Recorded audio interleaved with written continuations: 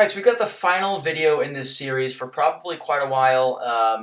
My Alliance will not be pushing next season. We will be participating in wars still, but we will, we're not going to be pushing. So I'm not going to be spending time making these videos for next season. I might bring them back for season 42, really just depends. But so we're not going to do a scoreboard for this video for wars 10 through 12. And this graphic right here is not the final rankings update. We will get to that here in a second. This is the top 10 most efficient alliances in terms of lost attack bonuses. That's the KOs. And then, of course, their per war average. And then on the far right, EK, that is expected kills. That is a very good snapshot of, that is literally the collective average of the opponent's lost attack bonuses per war coming into their matchups against these 10 alliances here. So anyway, GT40 in 12 wars only died 16 times. They did actually lose this season. They lost in War 11 to Salty. Salty beat them 2-5. And between Wars 2 and 10, GT40 had an average lost attack bonuses per war under 1, and that 5 obviously boosted their average above 1, and then they had a decent clear in war number 12. They died 3 times, but yeah, so they weren't going to be able to get their average back under 1 after that 5-death clear. But yeah, Salty surpasses Noon in terms of efficiency. Noon, I think, was ranked second for at least 10 wars, maybe 11 wars this season. And Noon had a couple, slightly less efficient clears at the end of the season than the final 2 wars, including they did in the final war lose to GT40 3-7. So that 7 definitely hurt their average. But still, they're averaging under 3 per war. TCN did get docked. They had some very suspicious clears in their 3 final wars. I don't know if that's what led to the dock or if it was something more widespread throughout the season, but they did face the hardest schedule. Their opponent's collective expected kills only 54.6 JA there, you guys can see. And then XK9, on this sheet, they are 6th in terms of lost attack bonuses. They only lost 45. And there you guys can see between XK9, 6 and 7, there's a massive drop-off. But XK9, you guys can see their expected kills cumulatively throughout the season, 226.5. A lot of the bulk of that comes obviously from, I would say, their first 6 or 7 wars when they we're really just beating up on people because they shelled.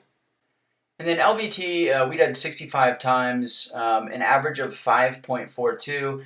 There you guys can see that we did have a relatively easy schedule this season. It was the 13th ranked strength of schedule, but yeah, 117.4 expected kills coming in. Now, we certainly came nowhere close to 117.4 expected kills. In fact, or total kills.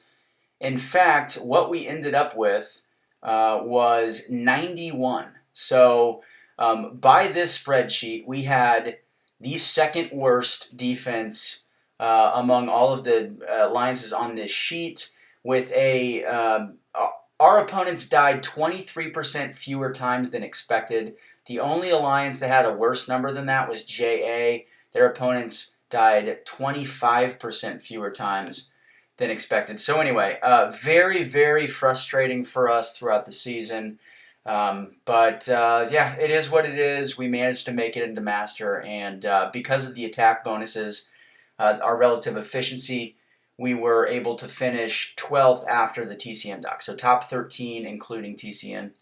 Okay, and then let's go ahead and get into the actual war rankings on this sheet.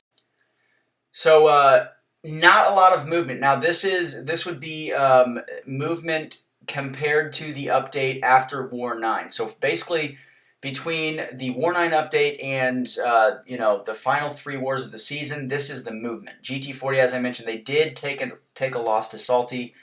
Yeah, spots 1 through 8 stayed exactly the same. My lines did drop one. We were surpassed by DSVG, and that makes sense because DSVG was, I think, 2 KOs behind us in efficiency, but considerably harder strength of schedule. So they finished the same record. So definitely a better alliance this season than we were. SSX, very, very strong season. Some of those numbers are almost misleading because they finished the season really on a tear. They had a couple 2-death clears. They had a 3-death clear, I think, against my lines, and they beat us. Okay, and then let's move on to 11 through 20. And again, spots 11 through 15, the same. The funniest one on this, really in the top 20, is AF. And they finished 3 and 9. And this sheet still thinks that they are the 15th best alliance, and partially, or I should say mostly, that's because they did have a relatively difficult strength of schedule. They were 10th in that category, and they were a top 15 efficiency alliance. Now, they had some clunkers at the end of the season. I think that they had 2 wars where they died 14 times. But, that just shows you that the drop-off really between spot 14 here, Matrix, and AF, and then there's an additional drop-off between AF and Chaos. And no offense to Chaos, they had a very good season. They made it into Masters for the 2nd time in a row. But yeah, pretty significant drop off there. So anyway, guys, that is it. Not really a whole lot there. As always, will be a link in the description if you guys want to go look at the finer details on the spreadsheet. Take a peek at all of the numbers, all of the categories. I know I only touch on efficiency, strength of schedule, and record on in these videos. But there are 5 scoring categories, and the other categories do have an impact. And you guys can also see, how close some of the points are that separate the various rankings, especially when you look at spots really 8 through 14. So anyway, I hope you guys enjoy this series. I know that a lot of you do. I know that it's definitely a talking point in the top end community in terms of like the competitive war scene, and I think ultimately that's a positive, but also it can add some stress. So anyway. That is it. Leave a like and a comment. Subscribe if you want. And I will catch you hopefully in a future update video.